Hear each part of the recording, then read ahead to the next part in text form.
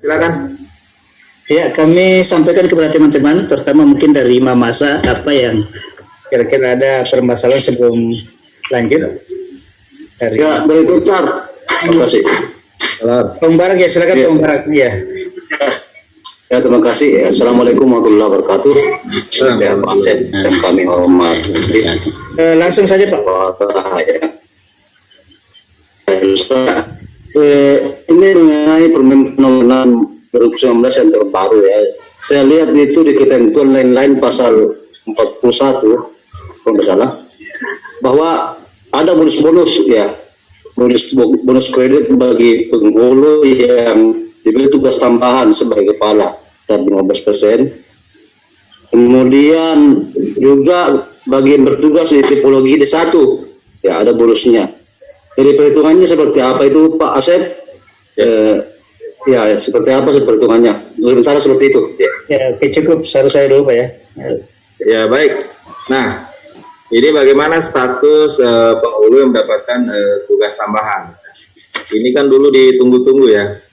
Sebelum Permenpan baru ini keluar, ya tunggu. Nah, ini ada apa namanya perhitungan sendiri Pak ya. Perhitungan sendiri untuk jabatan fungsional penghulu yang mendapatkan tugas tambahan, juga yang mendapatkan tipologi, ya itu ada nanti Pak. Kita fokus ke bukti kegiatan dulu untuk jabatan fungsionalnya dulu Pak ya, jabatan fungsionalnya. Nanti kita share apa namanya peraturan untuk perhitungan angka kredit tugas tambahan, ya. Oke, yang lain dulu, kita fokus ke sini dulu ya. Fokus di luar tugas tambahan, tugas pokok jabatan fungsional penghulunya dulu. Ya. Ya, Binuang ya. Binuang Pak. Silakan Pak Ramlan. Ramlan silakan Pak. Terima kasih. Assalamualaikum warahmatullahi wabarakatuh. Assalamualaikum warahmatullahi wabarakatuh. Assalamualaikum warahmatullahi wabarakatuh. Materi yang saya hormati, yang saya muliakan, Pak Moderator yang saya hormati, ada yang saya mau tanyakan ini Pak Asep. Saya TMT Madya 4A di April 2017. Ya, April 2017. April 2017 Madya 4A. Sekarang saya rencana usul ke 4B.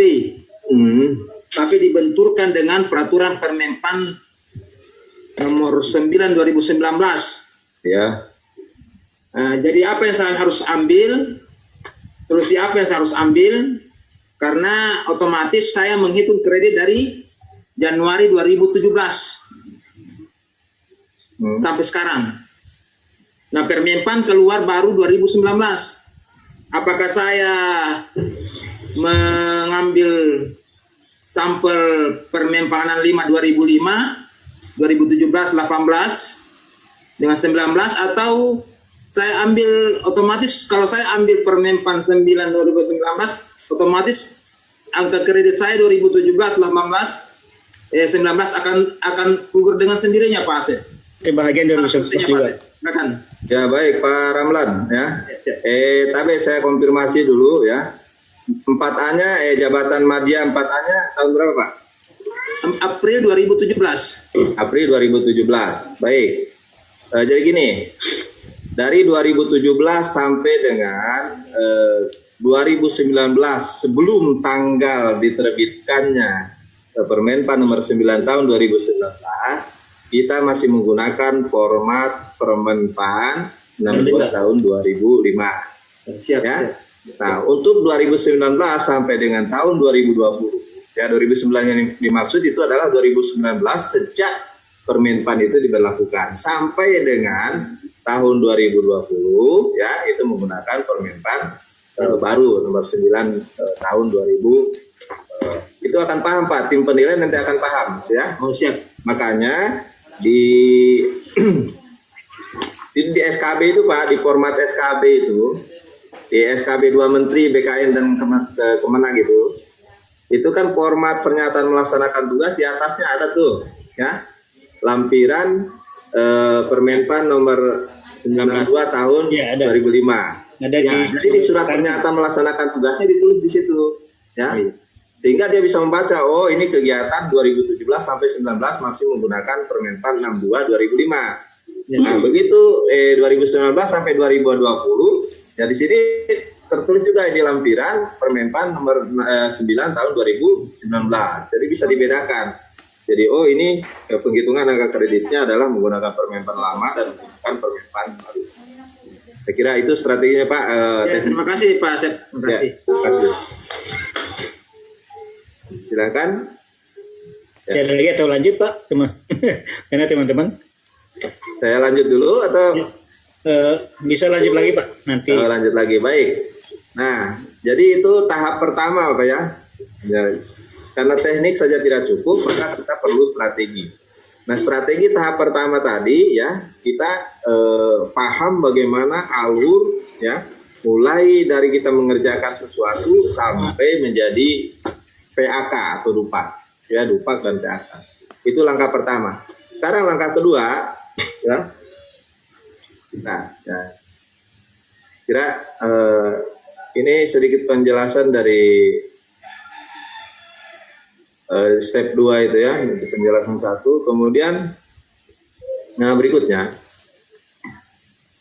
yang bisa kita jelaskan. Oke. Memahami butir kegiatan sesuai dengan jenjang jabatan kita. Kita lihat Bapak, yang membedakan Permenpan lama dengan Permenpan baru itu ada di sini, ya. Bahwa di Permenpan lama itu kita hanya sampai madya 34C. Nah, sekarang kita sampai kepada taman. Itu. Selebihnya ada yang beda, Pak. Ya. Bisa butir kegiatan, angka kredit dan satuan hasilnya itu berbeda. Nah, aturan yang lainnya ini masih sama ya. Bahwa penghulu itu ya, penghulu itu karena start awalnya penghulu itu adalah penghulu ahli, tidak ada terampil ya. Berbeda dengan penyuluh itu ada terampil. Secara otomatis maka butir kegiatannya adalah butir kegiatan ahli ya. Baik pertama, muda, madya dan utama. Nah, ini ada aturan Pak. Bersyukurnya kita di Permenpan nomor 9 tahun 2019 ini ya, itu setiap kegiatan bisa diampu oleh semua jenjang jabatan. Nah, oke.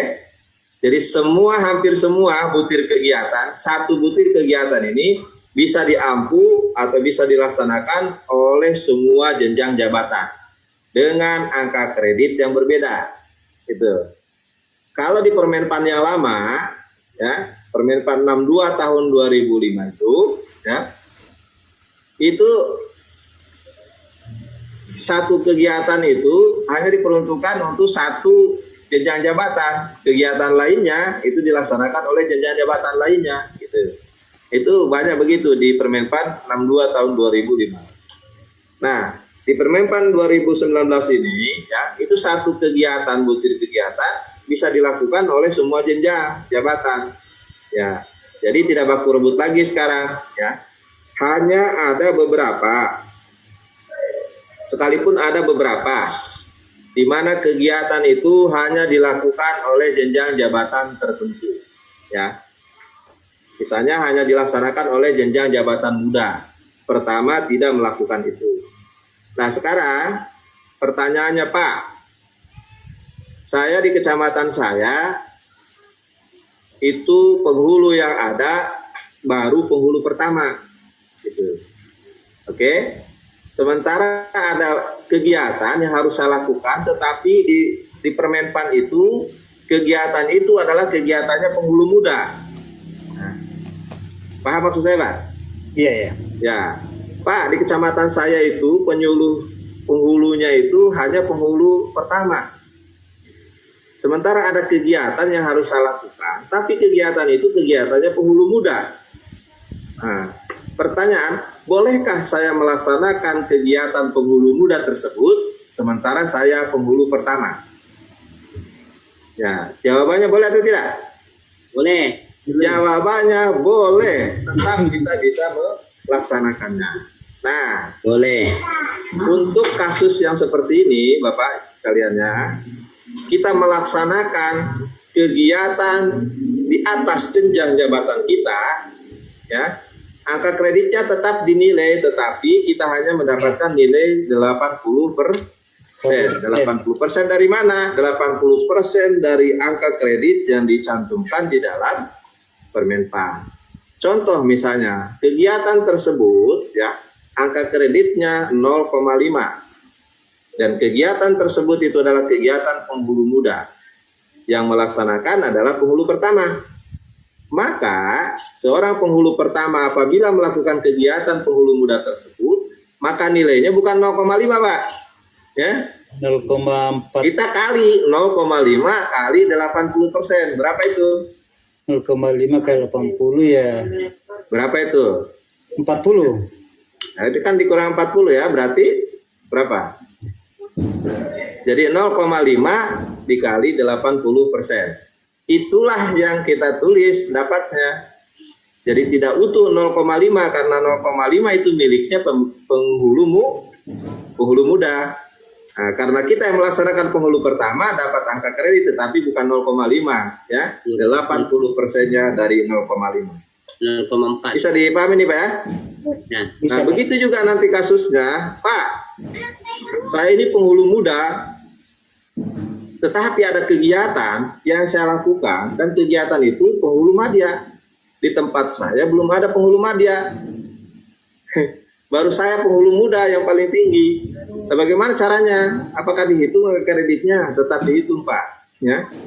Bagaimana cara ngitungnya? Cara ngitungnya adalah 80% dari angka penghulu madya itu. Bisa dipahami, Pak ya? Ya, kita lanjut. Nah, ini contoh, saya kasih contoh nih. Penjelasan tadi. Ini ya. Nah, ini kegiatan pertama misalnya, melakukan kegiatan pemeriksaan analisis berkas permohonan kehendak nikah. Misalnya 150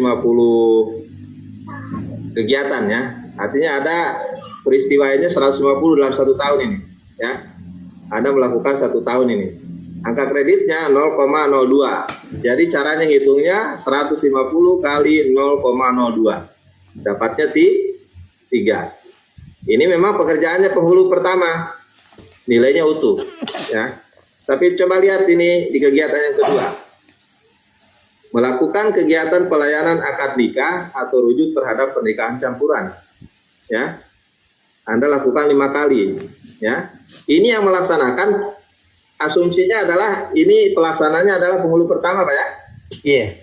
Penghulu pertama melakukan kegiatan pelayanan akad nikah rujuk terhadap pernikahan campuran. Sementara kegiatan ini adalah kegiatannya penghulu muda. Penghulu muda.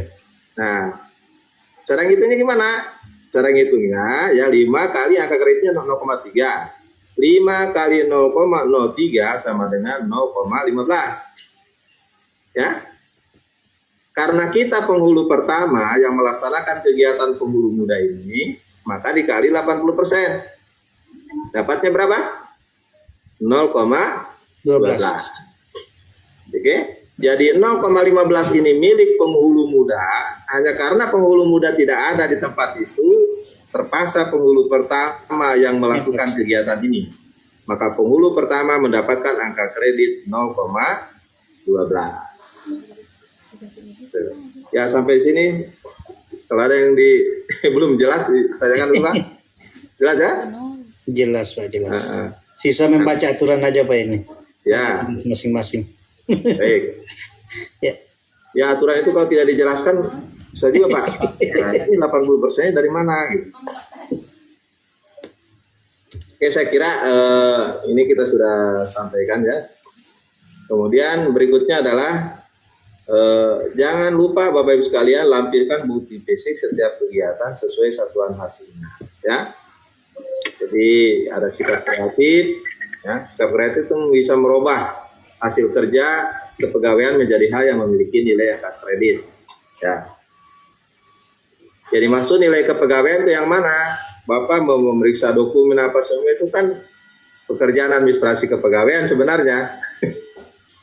ya nanti menjadi pekerjaan fungsional kalau itu kita rubah menjadi dokumen yang memiliki angka kredit. Nah, gitu. Jadi kreatif kita. Usahakan kita punya buku jurnal untuk menulis setiap kegiatan yang kita lakukan. Nah, penghulu tuh agak enak ya sekarang karena ada sistem di KUA itu. Sistem apa lagi, Pak?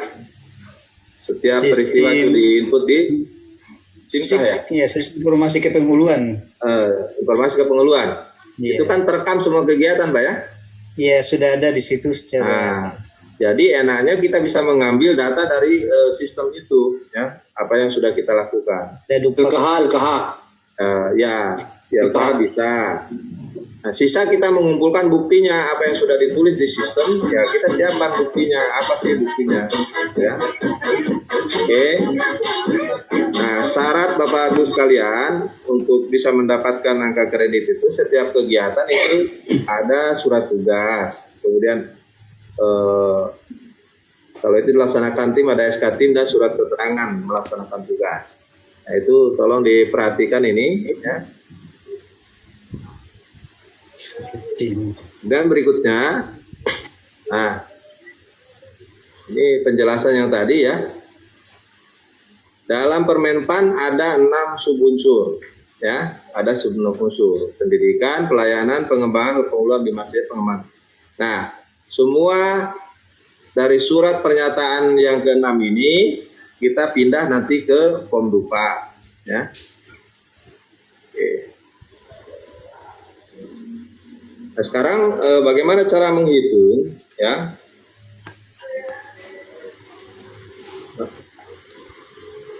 Nilai angka kumulatif. Nah, ini rata-rata penghulu apa nih di peserta ini? Kebanyakan penghulu muda. Penghulu muda. Oke, kalau begitu kita berbicara tentang penghulu muda. Penghulu muda itu angka kreditnya berapa?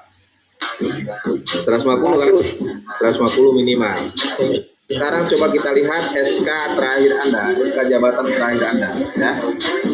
Di SK atau di PAK Anda, angka kredit Anda itu berapa sekarang? Ya.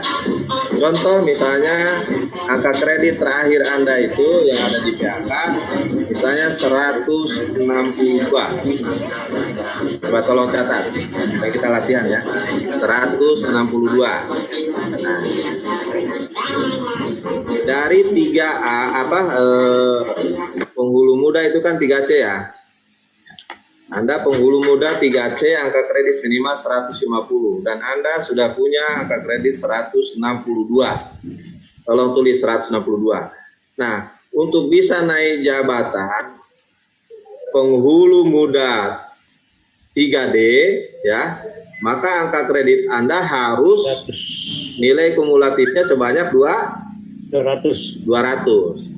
Nah, nilai angka kumulatif yang dipersyaratkan 200 itu dikurangi dengan nilai angka kredit terakhir yang Anda punya ya. Oke, nilai angka kredit yang Anda punya. Mana tadi? 162. Ya. Kurang 162. Berapa, Pak? 200 dikurang 162. 38. Nah, berapa? 38. 38. Nah, berarti angka kredit yang Anda butuhkan itu sebanyak 38. Ya. 38. Kalau saya hitung, Bapak, dengan Permenpan baru ini 1 tahun 38 itu bisa kita capai. Bisa kita dapat. Nah, sekarang 38 ini sumber angka kredit yang kita dapatkan harus berada dari dua sumber. Dari unsur utama dan dari unsur penunjang. Ya. Berapa unsur utama? Ya. Sisa kita kali, Pak. 38 dikali 80%. Berapa itu? Coba hitung. 38. Bentar dulu, Pak. Ya, 38 kali 80%.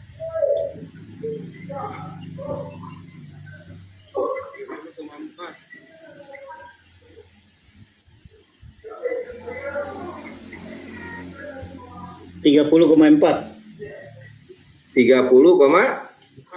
30,4. Nah, sekarang unsur penunjangnya 38 kali 20%. Berapa itu?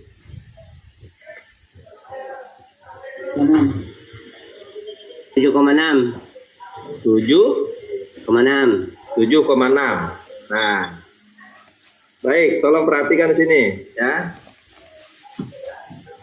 Yang saya akan bicarakan ini unsur penunjang, bukan unsur utama ya. Perhatikan Pak ya. 7,6 itu adalah nilai unsur penunjang ya. Penilaian unsur penunjang itu adalah penilaian maksimal 20%. Artinya apa? Kalau angka kredit Anda yang Anda butuhkan itu 38, maka unsur penunjang jangan lebih dari 7 Anda kirim ya. Misalnya sertifikat ini, sertifikat apa namanya, seminar apa semua ya, itu seminar kan nilainya 1. Jangan Anda kirim sertifikat seminar ya melebihi daripada 7 ya.